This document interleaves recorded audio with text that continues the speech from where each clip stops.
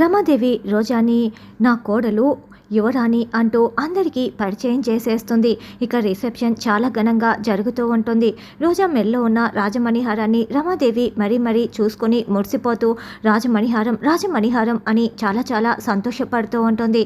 తర్వాత సాంగ్ పెట్టడంతో అరుణ్ రోజా ఇద్దరూ కలిసి స్టేజ్ పైన డ్యాన్స్ చేస్తూ ఉంటారు.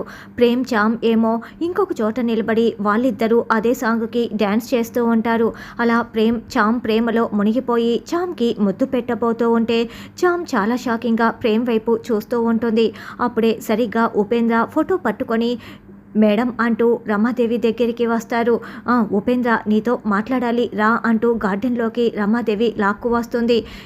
ఉపేంద్ర తన చేతిలో ఉన్న ఫోటోని ఇంకా రమాదేవికి చూపించకుండా ఏంటో చెప్పండి అని అడుగుతూ ఉంటాడు.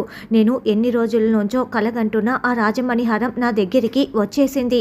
రాజమణిహారం వేసుకొని ఉందే యువరాణి నా ఇంటి కోడలు అయిపోయింది అని, యువరాణియే నా కోడలు, నా కోడలే యువరాణి అని రమాదేవి చాలా చాలా సంతోషంగా చెప్తూ ఉంటుంది.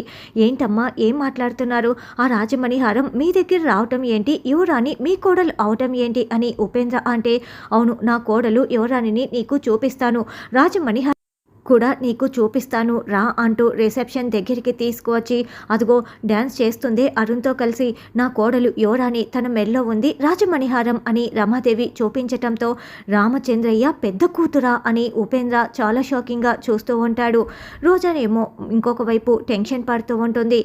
అక్కడ ఉన్నది యువరాణి కాదు రామచంద్రయ్య పనివాడి కూతురు అని ఆ ఫ్యామిలీ ఫోటోని ఇప్పుడు ఉపేంద్ర రమాదేవికి చూపించనున్నాడా అన్నది రానున్న ఎపిసోడ్లో తెలుసుకుందాం.